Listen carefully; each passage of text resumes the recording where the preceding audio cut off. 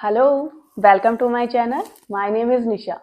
अगर मैं आपसे एक सवाल पूछूं कि आपकी लाइफ में ऐसा क्या है जिसके लिए आप थैंकफुल हैं और आप थैंक यू बोलना चाहेंगे, you could reply, it's my family, my friends, my job, my house.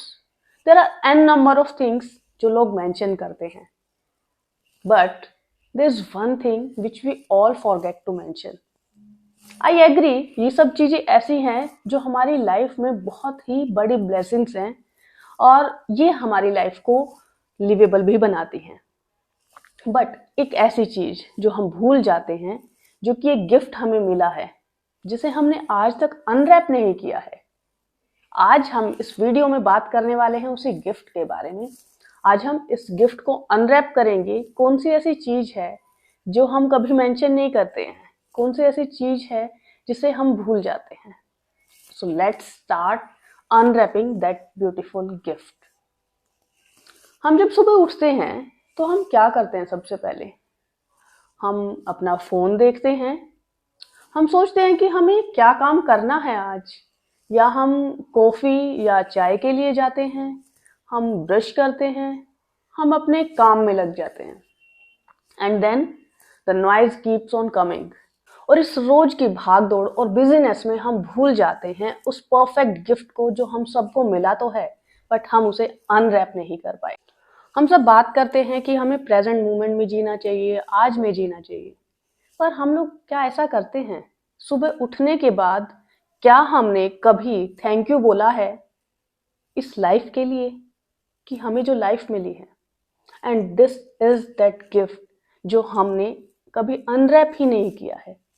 ये वो गिफ्ट है जिसके लिए हम थैंक यू ही नहीं बोलते हैं। इस गिफ्ट की एक्सपायरी डेट भी है, तो बिफोर इट एक्सपायर्स हमें इस गिफ्ट को यूज कर लेना चाहिए। हमें इस गिफ्ट को एप्रिशिएट कर लेना चाहिए। हमें इस गिफ्ट के लिए थैंकफुल हो जाना चाहिए, बिकॉज यू नेवर नो कि कब इस गिफ्ट की एक्सपायरी डेट आ जाएगी। We all need to understand that we are complete. कभी कभी हम वेट करते हैं कि मुझे ये गोल अचीव हो जाएगा, then I will be happy. कभी हमें लगता है कि मेरा ये काम हो जाएगा, मुझे ये चीज मिल जाएगी, then I will be happy. But आपकी हैप्पीनेस किसी चीज के इंतजार में नहीं होनी चाहिए, बल्कि अपने इस गिफ्ट को अप्रिशिएट करने में होनी चाहिए जो हम सबको मिला है, हमारी लाइफ। डेफिनेटली हमारे गोल्स होते हैं, हमें लाइफ में कुछ अचीव करना होता है, बट उसका इंतजार हमें नहीं करना है कि जब हम सक्सेसफुल हो जाएंगे या जब हम सो कॉल्ड कोई भी चीज जो हमारा गोल है उसको अचीव कर लेंगे तभी हमें खुश होना है। हम आज प्रेजेंट मोमेंट में, अभी में खुश हो सकते हैं उन सब चीजों के लिए जो हमें मिली है। एंड उन सब चीजों में टॉप प्रायोरिटी पर क्या है? हमारी लाइफ। हमें ये जानना जरूरी है कि हम अभी जो हैं, जैसे हैं, हम कंप्लीट हैं। Success is not going to make us complete. A particular car, a particular house or a particular person is not going to make us complete. हम अपने आप में कंप्लीट हैं, ये समझना बहुत जरूरी है। बट ऐसा क्यों होता है कि हमारी लाइफ में हम सेटिस्फाइड या खुश नहीं होते? हम क्यों अपनी लाइफ की एग्जिस्टेंस को अप्रिशिएट नहीं करते हैं? It's because we are confuse between our wants and our needs. हम इन दोनों को मिक्स कर देते हैं। हमारी नीड्स क्या हैं और हमारी वांट्स क्या हैं, इन दोनों को अगर हम अलग रखेंगे तो ये कंफ्यूजन ही खत्म हो जाएगी। हमें जीने के लिए, जिंदा रहने के लिए कौन सी ऐसी चीजें जो बहुत जरूरी हैं, वो सब हमारी नीड्स हैं, लाइक फूड, वाटर, एयर। ये चीजें जिनके बिना हम एग्जिस्ट ही नहीं कर सकते, जिनके बिना हम जी नहीं सकते, ये सब हमारी नीड्स हैं, क्योंकि ये हमारी एग्जिस्टेंस के लिए बहुत जरूरी है। दूसरी तरफ, if I say I need to eat a pizza, that's not my need, that's my desire, that's something what I want. If I say I need a big house, that's not my need, that's my desire, that's my want. और जहां ये need और want में confusion हम create कर देते हैं, वहां पर प्रॉब्लम स्टार्ट हो जाती है। हमारी जो नीड्स है ना, वो through out the life same रहती हैं। हमें आज जीने के लिए जो चीजें जरूरी हैं वही 10 साल या 20 साल के बाद भी रहेंगी, बट हमारी जो डिजायर्स हैं दे चेंज कंटिन्यूअसली। आज आपने एक टीवी खरीदा और वो टीवी खरीद के आप घर लेके आते हैं और उसको जब आप ऑन करते हैं तब तक तो आप खुश होते हैं कि आपने एक टीवी बाई किया है, बट जैसे ही आप उस टीवी को ऑन करते हैं कुछ टाइम के बाद उस पर एक और उससे बेटर और नए वर्जन के टीवी की एड आती है, and then you start thinking about that TV कि काश मैंने इसको खरीद लिया होता। That's the nature of our desires. हमारी जो वांट्स हैं, हमारी जो डिजायर्स हैं, वो कुछ इसी तरह से होती हैं, वो हमेशा चेंज होती रहती हैं। Then how can you rely upon these desires to fulfil कि ये मेरी जो डिजायर्स हैं ये फुलफिल हो जाएंगी, then I will live my life and then I will be happy. क्योंकि आपके डिजायर्स तो चेंज होती रहती हैं। आज आप किसी चीज को इतना शिद्दत से चाह रहे हैं कि मुझे मेरी लाइफ में अगर ये मिल गया, ये इंसान मिल गया, या ये चीज मिल गई, ये सक्सेस मुझे मिल गई, तो मैं बहुत खुश हो जाऊंगा, मेरी लाइफ कंप्लीट हो जाएगी। बट दैट्स नॉट पॉसिबल, क्योंकि वो आपकी नीड नहीं, वो आपकी वांट है। और ये जो वांट है, ये जो डिजायर है, ये चेंज हो जाएंगे। जब तक आप उस चीज को अचीव करेंगे उसके बाद आप फिर कुछ और चाहेंगे। और ये जो साइकिल है नेवर एंडिंग डिजायर्स की, इट कीप्स ऑन गोइंग। अगर हम इस पर रिलाई करेंगे तो हम कभी भी सेटिस्फाइड नहीं हो सकते। एक बहुत इंटरेस्टिंग स्टोरी आपके साथ शेयर करती हूँ। एक बार एक मूर्तिकार था, शिल्पकार। उसका काम क्या था, वो पहाड़ पर जाता, पत्थर काट के लाता और उस पत्थर से वो बहुत ध्यान से, बहुत मेहनत से सुंदर सुंदर मूर्तियां बनाता। उसे बहुत मजा आता था वो मूर्तियां बनाने में, उसे अच्छा लगता था, वो खुश था। बट एक दिन वो जा रहा था, रास्ते पर उसने देखा एक अमीर आदमी का बड़ा सा बंगला है, बहुत सारी गाड़ियां आई हुई हैं, वहां शोरगुल था। उसने जब देखा, ऑब्जर्व किया कि उस आदमी के पास बहुत सारे लोग आए हुए हैं जो उसे अप्रिशिएट कर रहे हैं, वहाँ एक पार्टी चल रही है और वो अमीर आदमी बहुत एंजॉय कर पा रहा है। तो उसके मन में भी इच्छा जागी कि काश मैं भी ये अमीर आदमी होता तो मेरी लाइफ में मुझे बहुत अच्छा लगता। और भगवान ने उसकी ये इच्छा पूरी कर दी। वो एक अमीर आदमी बन गया। अब वो बहुत खुश था। उसे लग रहा था उसके पास बहुत सारे सर्वेंट्स हैं, उसकी लाइफ में कोई प्रॉब्लम नहीं है, उसे रोज पहाड़ चढ़कर पत्थर काटने के लिए नहीं जाना पड़ता, उसे इंतजार नहीं करना पड़ता कि कोई आएगा उसकी मूर्तियों को खरीदेगा। वो बहुत खुश था। एक दिन उसने देखा कि उसके घर के सामने से एक राजा गुजर रहा है और उस राजा के साथ हजारों लोगों की भीड़ है।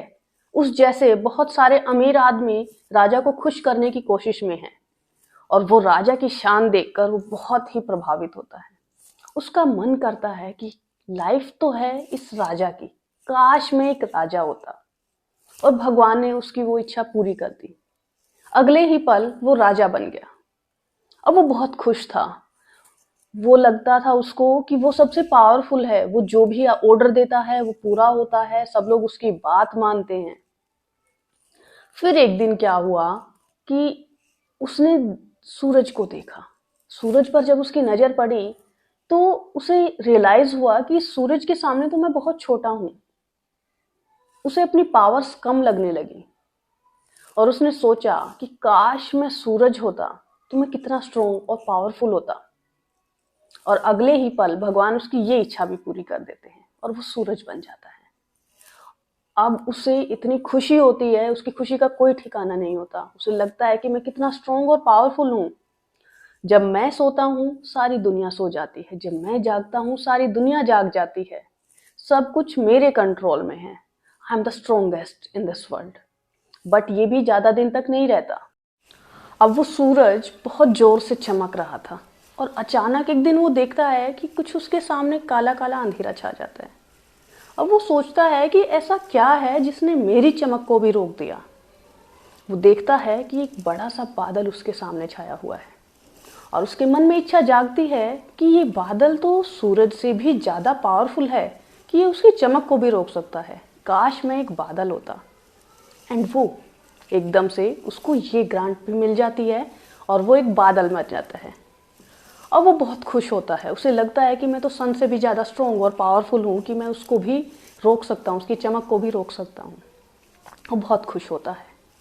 फिर अचानक एक दिन वो महसूस करता है कि कुछ ऐसा है जो उसे सन के सामने से धकेल रहा है। वो बहुत कोशिश करता है पर वो अपनी जगह पर नहीं रह पाता। और फिर वो देखता है कि ये क्या है इतना स्ट्रॉन्ग और पावरफुल जो मुझे मूव कर रहा है। और फिर वो रियलाइज़ करता है कि ये हवा है जो उसे वहाँ से हटा रही है। उसे लगता है कि मैं तो कुछ भी नहीं हूँ इस हवा के सामने, ये हवा तो सबसे ज़्यादा पावरफुल है, काश मैं हवा होता। और अगले ही पल वो हवा बन जाता है। अब वो बहुत खुश होता है, उसे लगता है कि मुझसे ज़्यादा स्ट्रॉन्ग और पावरफुल इस दुनिया में कुछ भी नहीं है। उस हवा को एक नई पावर मिलती है, उसे लगता है कि अब मैं चीज़ों को उखाड़ सकता हूँ, जहाँ भी मैं जाता हूँ पेड़ टूट जाते हैं, सब कुछ वो हिला देता है। पर फिर उसके सामने एक ऐसी बड़ी सी चीज़ आती है जिसे वो बिल्कुल नहीं हिला पाता। और फिर वो जब देखता है कि ये तो बहुत बड़ा सा एक पहाड़ है, उसे लगता है कि ये पहाड़ तो मुझसे भी ज़्यादा ताकतवर है। दैट मीन्स इस दुनिया में सबसे ज़्यादा स्ट्रॉन्ग और पावरफुल अगर कुछ है तो वो ये माउंटेन है। काश मैं माउंटेन होता, और वो एक माउंटेन में बदल जाता है। अब वो बहुत खुश होता है कि दुनिया में हवा भी मुझे नहीं हिला सकती, इतना स्ट्रॉन्ग और पावरफुल हूँ मैं, मुझसे ज़्यादा स्ट्रॉन्ग पावरफुल तो कुछ हो ही नहीं सकता। फिर एक दिन उसे खट खट की आवाज़ आती है, अपने ऊपर कुछ चोट लगने का महसूस उसे होता है। वो झांक कर देखता है कि क्या है जो ऐसा इतना स्ट्रॉन्ग और पावरफुल है जो मुझको, जो पहाड़ को भी चोट पहुंचा सकता है। जब वो देखता है बाहर तो उसे नज़र आता है एक मूर्तिकार, एक शिल्पकार जो उसमें से पत्थर काट रहा था मूर्ति बनाने के लिए। And the cycle comes back there. इस कहानी से हमें समझ में आता है कि जो हमारे डिज़ायर्स हैं वो कभी फुलफिल नहीं होती, और हम कभी ये रियलाइज़ नहीं करते कि हम जो हैं उसमें क्या पावर है। So we must appreciate our life the way it is. It's beyond suffering and beyond success. बहुत सारे लोग ये कहेंगे कि हमारी लाइफ में इतनी तकलीफ़ें हैं, इतना दर्द है, इतनी प्रॉब्लम्स हैं, इतने सारे झमेलों के बीच हम खुश कैसे हो सकते हैं, हम ऐसी लाइफ को कैसे अप्रिशिएट कर सकते हैं। How could we feel satisfied and how could we feel peaceful in such a noiseful world. और यहाँ पर आपको ये समझने की ज़रूरत है कि आपकी लाइफ में कुछ भी है, पेन है, प्रॉब्लम्स हैं, ये सब क्यों हैं? ये सब हैं, लेकिन इन सब के होने के लिए एक और चीज़ है जो बहुत ज़रूरी है, वो है आपकी लाइफ। अगर आपकी लाइफ नहीं है तो आप कुछ भी फील नहीं कर सकते। अगर आपके पास आपकी लाइफ नहीं है तो ना तो आप सक्सेस अचीव कर सकते हैं और ना ही आप सफरिंग या प्रॉब्लम्स या दर्द को महसूस कर सकते हैं। तो लाइफ में कुछ भी महसूस करने के लिए, कुछ भी करने के लिए लाइफ होना ज़रूरी है। ये जीवन जो है वो बहुत इम्पोर्टेंट है आपके लिए, सबसे इम्पोर्टेंट आपकी लाइफ है। अगर आपको लगता है कि आपकी लाइफ में सफरिंग्स हैं, प्रॉब्लम्स हैं, then you need to understand कि आपको क्लाउड की जो सिल्वर लाइनिंग है उसकी तरफ देखना सीखना चाहिए। लाइफ में सिचुएशन कैसे भी है, सिल्वर लाइनिंग देखने का मतलब ये है कि आपको ये समझ में आता है कि इन घने बादलों के पीछे एक सूरज है जो चमक रहा है और जो इंतज़ार कर रहा है कि जैसे ये बादल हटेगा तो वो रोशनी देगा, हमें वार्मथ देगा, हमें बेटर फील कराएगा। तो वैसे ही हमारी लाइफ में जो भी सिचुएशंस हैं वो कितने भी रोस्ट हों, they will change and you will feel good and better. अगर आपके पास लाइफ नहीं होती तो आप इस चेंज को भी कभी नहीं देख पाते, आप इस चीज़ को कभी महसूस नहीं कर पाते कि लाइफ में बुरी चीज़ें भी हैं, वो भी चेंज होकर आपको अच्छी चीज़ें भी मिलती हैं। आपकी लाइफ में कितना भी बुरा से बुरा आज समय हो वो बदल जाएगा और अच्छा समय भी आएगा। सो चेंज को समझना बहुत ज़रूरी है और इसीलिए लाइफ में जैसे भी सिचुएशंस हैं उस समय भी आपको अपनी लाइफ को, अपनी एग्जिस्टेंस को अप्रिशिएट करना ज़रूरी है। You should appreciate and think कि जो भी हो रहा है उसमें कुछ ना कुछ अच्छा ज़रूर है। इससे रिलेटेड एक बहुत ब्यूटीफुल सी स्टोरी है एक राजा की। एक राजा अपने वजीर और मंत्री के साथ एक सीक्रेट मिशन पर दूसरे देश में जा रहा था। रास्ते में वो अपने लिए फल काट रहा था तो उसके हाथ में चोट लग जाती है और ब्लड निकलता है। अब उसका जो वजीर था वो उसके ऊपर टेप लगा देता है, बट राजा के दिमाग में बहुत सारे क्वेश्चंस घूमते रहते हैं। राजा सोच रहा होता है, अपने मन में उसके क्वेश्चंस उठते रहते हैं कि मेरे साथ ही ऐसा क्यों हुआ, क्यों मेरा ब्लड निकला, क्यों मुझे चोट लगी। और वो अपने मंत्री से पूछता है कि मंत्री मुझे बताओ कि मेरे साथ ऐसा क्यों हुआ, मुझे ही क्यों चोट लगी, हम तीन यहाँ पर थे। मंत्री कहता है महाराज जो होता है अच्छे के लिए होता है, इसमें जरूर आपका कुछ ना कुछ भला होगा। ये बात सुनकर राजा को गुस्सा आ जाता है कि अरे मूर्ख, मुझे चोट लगी है, मेरा खून बह रहा है और तुम कह रहे हो कि इसमें मेरी भलाई है। इसमें मेरी क्या भलाई हो सकती है, तुम किसी काम के नहीं हो। और वो अपने वजीर को आदेश देता है कि इस मंत्री को अभी के अभी एक गड्ढे में फेंक दो जहां से ये कभी बाहर ना निकल पाए। अब वजीर को राजा की बात माननी थी। वो उस मंत्री को गड्ढे में फेंकने की कोशिश करता है तो वो मंत्री अपने आप को बचाने की कोशिश करता है, जिसके कारण उस वजीर को चोट लग जाती है। उसके कान पर थोड़ा सा खून बहता है उस चोट के कारण। वो राजा और वो वजीर आगे चले जाते हैं मंत्री को वहीं उस गड्ढे में छोड़कर। और वो चले जाते हैं तो वहाँ पर जंगल में जब वो रात गुजारने के लिए सोचते हैं तो वहाँ पर एक ट्राइब होती है, ट्राइबल पीपल होते हैं। वो उन्हें देखते हैं और उन्हें पकड़ लेते हैं। उन्हें सेक्रीफाइस करना था। वो लोग खुश हो जाते हैं और वो कहते हैं कि हम इस राजा को सेक्रीफाइस करेंगे। जब वो तैयारी कर लेते हैं उसे सेक्रीफाइस करने की तो वो देखते हैं कि राजा के अंगूठे में चोट लगी है।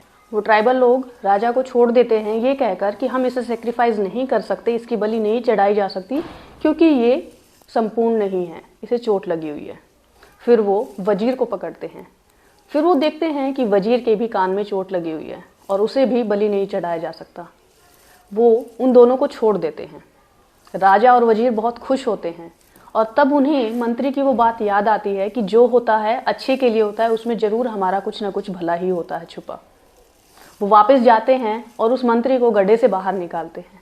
वो कहते हैं कि चलो, तुमने जो कहा वो बिल्कुल सही है कि हमें जो चोट लगी थी उसके कारण हमारा भला ही हुआ है, लेकिन तुम इस गड्ढे में गिराए गए, तुम्हारे साथ ऐसा क्यों हुआ, तुम्हारा इसमें क्या भला था।